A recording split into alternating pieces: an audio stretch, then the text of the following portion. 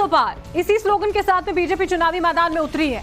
PM Modi खुद लगातार चुनावी रैलियां कर रहे हैं और इस बीच में बीजेपी ने उम्मीदवारों की पहली लिस्ट भी जारी कर दी। इसमें पीएम मोदी, अमित शाह, राजनाथ सिंह समेत 195 नाम हैं। इस लिस्ट में और कौन कौन से बड़े चेहरे हैं, किन किन सांसदों का टिकट कटा है, इसके पीछे की इनसाइड स्टोरी क्या है, दिखाते हैं आपको इस रिपोर्ट में। 24 के चुनावी समर में बीजेपी ने पहला पासा चल दिया है। शनिवार को जारी की गई पहली लिस्ट में 195 कैंडिडेट्स के नाम जारी किए गए, जिसमें 24 केंद्रीय मंत्री, राज्य मंत्री और 4 पूर्व मुख्यमंत्रियों के नाम हैं। 28 महिलाओं को इस लिस्ट में जगह मिली है। 27 एससी कैंडिडेट, एसटी 18 उम्मीदवार और ओबीसी वर्ग के 57 नाम हैं। 2 मुस्लिम भी बीजेपी की इस लिस्ट में हैं।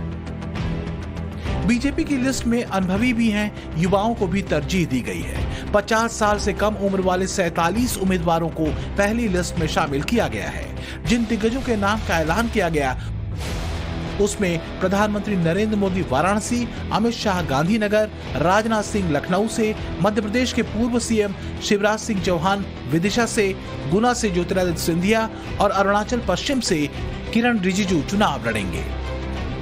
वैसे तो बीजेपी ने 16 सांसदों और केंद्र शासित उम्मीदवारों की इस लिस्ट में हर जगह चौंकाया है, लेकिन सबसे ज्यादा हैरान किया है दिल्ली में। दिल्ली की 7 सीटों में से 4 पर नाम जारी किए गए हैं। इनमें सिर्फ मनोज तिवारी को रिपीट किया गया है। नई दिल्ली से मीनाक्षी लेखी की जगह बांसुरी स्वराज को मैदान में उतारा है। चांदनी चौक से हर्षवर्धन के बदले प्रदीप खंडेलवाल को टिकट दिया गया है। दक्षिणी दिल्ली से रामवीर विधुड़ी को रमेश विधुड़ी की जगह कैंडिडेट बनाया गया है।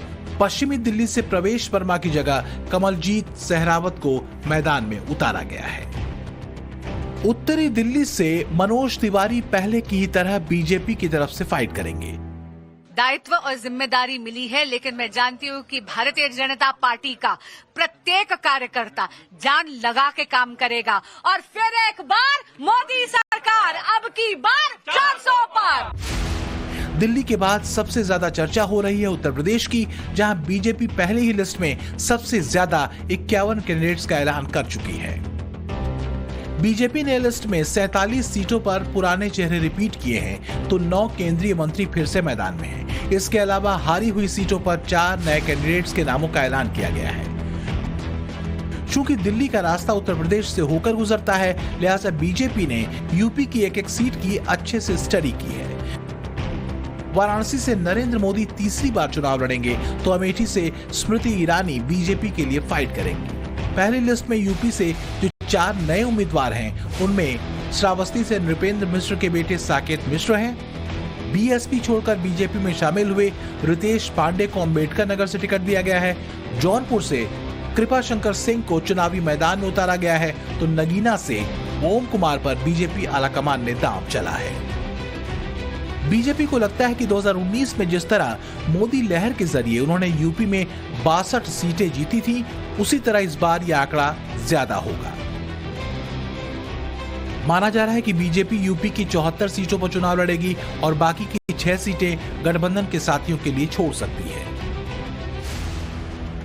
यानी 23 सीटों पर बीजेपी यूपी के उम्मीदवारों का ऐलान अभी करेगी। इनमें से ज्यादातर वो सीटें हैं जहां बीजेपी ऐसे उम्मीदवारों पर मंथन कर रही है जो विपक्ष के किले को भेज सकें। बीजेपी की स्ट्रेटेजी समझिए। गोरखपुर से समाजवादी पार्टी की काजल निषाद को बीजेपी के रवि किशन चैलेंज करेंगे। खीरी से सपा के उत्कर्ष वर्मा के खिलाफ बीजेपी के अजय मिश्र टेनी हैं। फर्रुखाबाद से समाजवादी पार्टी के नवल किशोर के खिलाफ मुकेश राजपूत मैदान में हैं। कैराना से समाजवादी पार्टी की इकरा हसन को प्रदीप कुमार चुनौती देंगे।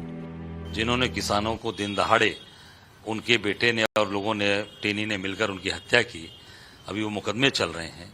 मैं समझता हूं कि ऐसे लोगों को टिकट देना, ये भारतीय जनता पार्टी निश्चित तौर से ऐसे हत्यारों को टिकट दे रही है। इसका मतलब पूरी भारतीय जनता पार्टी भी ऐसी है कि ऐसे लोगों को आप दे रहे हो जिन्होंने किसानों की हत्या की, किसानों के ऊपर गाड़ियां चढ़ाई। बीजेपी की पहली लिस्ट में अपना नाम सामने आते ही रवि किशन गोरखनाथ मंदिर पहुंचे और भगवान के दर्शन पूजन कर नरेंद्र मोदी और सीएम योगी का आभार जताया। मध्य प्रदेश में 29 लोकसभा सीटें हैं, जिसमें बीजेपी ने अपनी पहली लिस्ट में 24 प्रत्याशियों के नामों का ऐलान किया है। इनमें सबसे ज्यादा चर्चा पूर्व सीएम शिवराज सिंह चौहान को लेकर हो रही है, क्योंकि जब से मध्य प्रदेश में बीजेपी ने सीएम के तौर पर नए चेहरे को मौका दिया, तब से ही ये कयास लगाए जा रहे थे कि क्या शिवराज सिंह चौहान को अब केंद्र में कोई बड़ी जिम्मेदारी दी जाएगी। पहले राज्यसभा को लेकर भी अटकलें लगाई गई, लेकिन वहां भी इनका नाम नहीं आया। लेकिन लोकसभा 2024 के लिए बीजेपी ने आज अपनी पहली लिस्ट जारी की, तो उसमें शिवराज सिंह चौहान का नाम आया। उन्हें विदिशा से मैदान में उतारा गया है, जहां से अभी रमाकांत भार्गव सांसद हैं, यानी कि मौजूदा सांसद का टिकट काटकर पूर्व सीएम को मौका दिया गया है। जबकि केंद्रीय मंत्री और मध्य प्रदेश के बड़े धड़े की अगुवाई करने वाले ज्योतिरादित्य सिंधिया को गुना से टिकट दिया गया है और मौजूदा सांसद कृष्णपाल सिंह यादव का टिकट काट दिया गया है। भोपाल सीट से साध्वी प्रज्ञा का टिकट काटकर आलोक शर्मा को पार्टी ने मैदान में उतारने का फैसला किया है, जबकि प्रदेश अध्यक्ष वीडी शर्मा को पार्टी ने एक बार फिर खजुराहो से टिकट दिया है। तो वहीं मंडला से मौजूदा सांसद फग्गन सिंह कुलस्ते फिर से मैदान में हैं। जनता की सेवा का एक अवसर दिया है। प्रधानमंत्री नरेंद्र मोदी युग दृष्टा हैं, युग पुरुष हैं और देश का अभूतपूर्व और अद्भुत विकास उनके नेतृत्व में हुआ है और जनता के कल्याण के जो काम हुए हैं वो भी ऐतिहासिक हैं, इतिहास में दर्ज हैं। अब उनका संकल्प है विकसित भारत और उस संकल्प की पूर्ति के एक छोटे से माध्यम गिलहरी की तरह योगदान हमारा भी होगा। तो मानव जीवन की सार्थकता होगी कि हम अपनी जनता के लिए, अपने देश के लिए काम कर पाएंगे। 2019 के लोकसभा चुनाव में बीजेपी ने मध्य प्रदेश की 29 में से 28 सीटें अपने पाले में करने में कामयाबी हासिल की थी। आज 24 नामों का ऐलान हो गया, जबकि 5 सीटें छिंदवाड़ा, इंदौर, उज्जैन, बालाघाट और धार पर अभी उम्मीदवार तय नहीं किए गए हैं। इन 5 सीटों में छिंदवाड़ा को छोड़कर बाकी सभी सीटें 2019 में बीजेपी ने जीती थी, इसलिए बीजेपी बची हुई सीटों पर बहुत बुरा भाग करके ही उम्मीदवारों के नामों का ऐलान करेगी, क्योंकि वो किसी भी कीमत पर पिछले रिजल्ट के मुकाबले अपने स्ट्राइक रेट से समझौता करने के मूड में नहीं दिख रही है। Bureau report, Times now, Navbharat. 100 crore की लग्जरी कारें, 2.5 करोड़ की घड़ी, कैश इतना कि हाथ से गिनेंगे तो महीनों लग जाएं। ये सब इनकम टैक्स ने तंबाकू किंग के मिश्रा के ठिकानों से जब्त किया है। 3 दिन हो गए, लेकिन मिश्रा जी का तहखाना खाली होने का नाम ही नहीं ले रहा। इनकम टैक्स के अधिकारियों की लंबी चौड़ी फौज के मिश्रा के ऑफिस से लेकर घर तक के सारे कागजात खंगाल रही है। क्या है मिश्रा जी की काली तिजोरी का राज और क्या क्या मिला है, दिखाते हैं।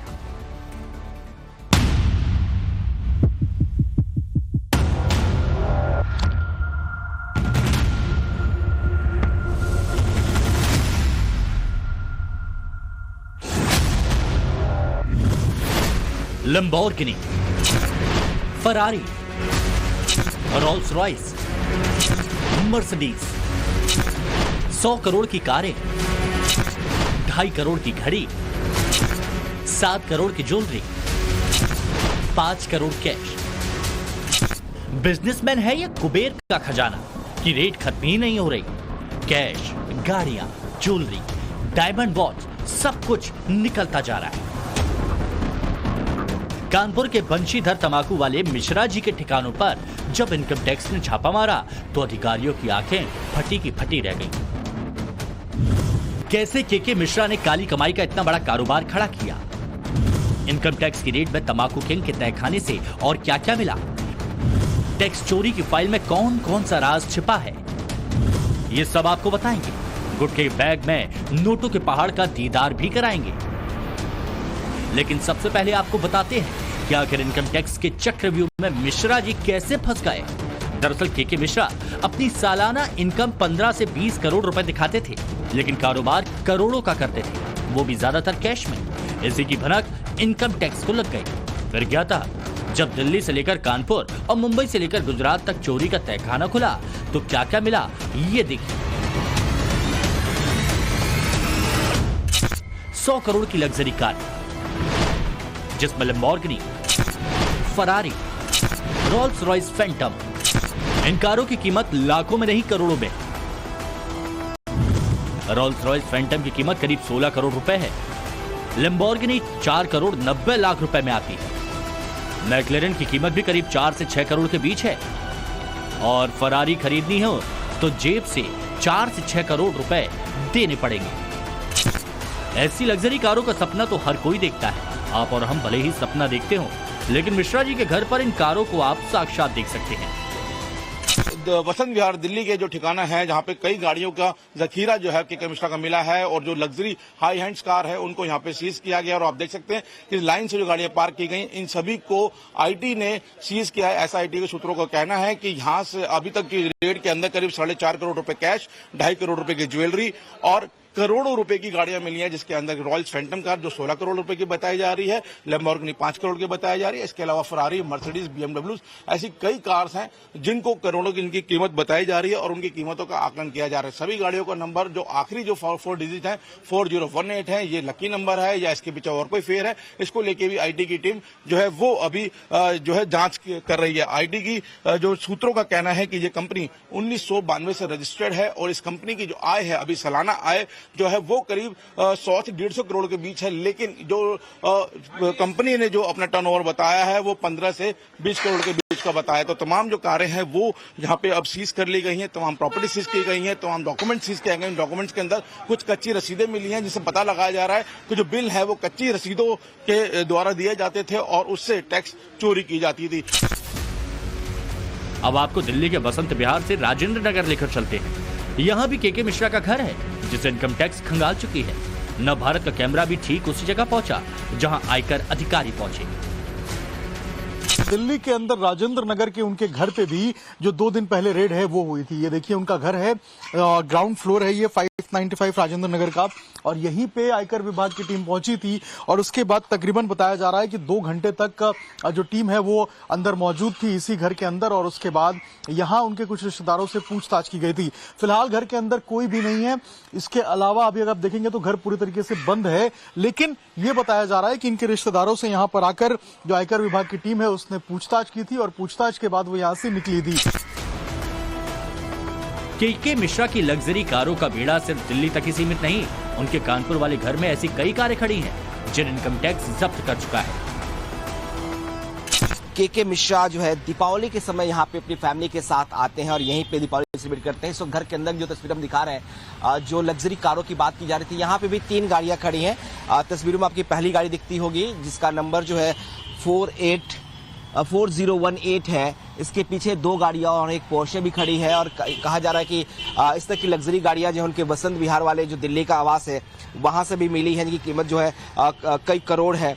ये भी दावा किया जा रहा है कि जो दिल्ली में वसंत विहार का घर है वहां पे के मिश्रा और उनके बेटे शिवम मिश्रा से इनकम टैक्स की टीम लगातार पूछताछ कर रही है। के मिश्रा अपनी खराब सेहत का हवाला देते हुए आयकर विभाग के अधिकारियों को बहुत सारी जानकारियां नहीं दे पा रहे हैं। जानकारी इस बात की नहीं दे पा रहे हैं कि आखिर इतनी अकूत संपत्ति कैसे आई। जो लाइफ स्टाइल है उनके बेटे शिवम का खास तौर पर, उसको लेके कई सारे सवाल है। के मिश्रा की तिजोरी कर चोरी से इतनी लबालब भरी हुई है जिसका हिसाब निकालते निकालते इनकम टैक्स के अधिकारियों के भी पसीने छूट रहे हैं। 3 दिनों से जारी रेड खत्म होने का नाम ही नहीं ले रही। कारों के अलावा इनकम टैक्स ने 2.5 करोड़ की डायमंड वॉच, 7 करोड़ रुपए के जेवर, 5 करोड़ रुपए कैश और फर्जी कंपनी के नाम पर चेक बरामद किए। हमने आपको के मिश्रा की लग्जरी कारें दिखाई, डायमंड की घड़ी दिखाई, तंबाकू किंग की काली कमाई की पूरी बैलेंस शीट हम आपको दिखा चुके हैं। लेकिन यहाँ ये जानना भी बेहद जरूरी है कि मिश्रा जी ने इतनी अकूत अवैध संपत्ति इकट्ठा कैसे की।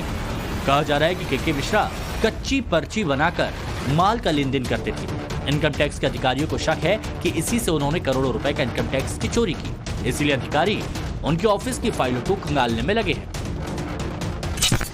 आईटी का मानना है कि जिस तरह से टबैको का कारोबार था, इसमें ब्लैक मनी का एक बड़े पैमाने पर हेरा फेरी थी, और उसी को खंगालने के लिए, उसी के तार जोड़ने के लिए जो आईटी की टीम है यहाँ पहुंची है।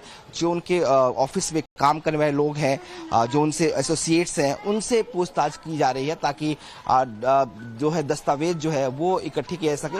आईटी का मानना है कि इन्हीं दफ्तरों में जो दस्तावेज है उससे इस बात का खुलासा होगा कि किस तरीके से ये पूरा जो कारोबार था वो चल रहा था। माना जा रहा है कि जीएसटी का भी बड़ा हेरफेर किया गया है फाइलों में, और वो उसी फाइलों को तलाशने के लिए आईटी की टीम जो है वो इस रामगंज की जो पुराना उनका दफ्तर है वहां भी पहुंची हुई है। बंशीधर तंबाकू का कारोबार यूपी के साथ साथ दिल्ली, मुंबई और गुजरात तक फैला हुआ है। लेकिन अब केके मिश्रा और उनका कारोबार इनकम टैक्स की रडार पर आ चुका है। सूत्रों की माने तो इनकम टैक्स ने केके मिश्रा के घर से जो दस्तावेज बरामद किए उनमें इनकम टैक्स के साथ साथ जीएसटी चोरी की बात भी सामने आई। Bureau report, Times Now Bharat.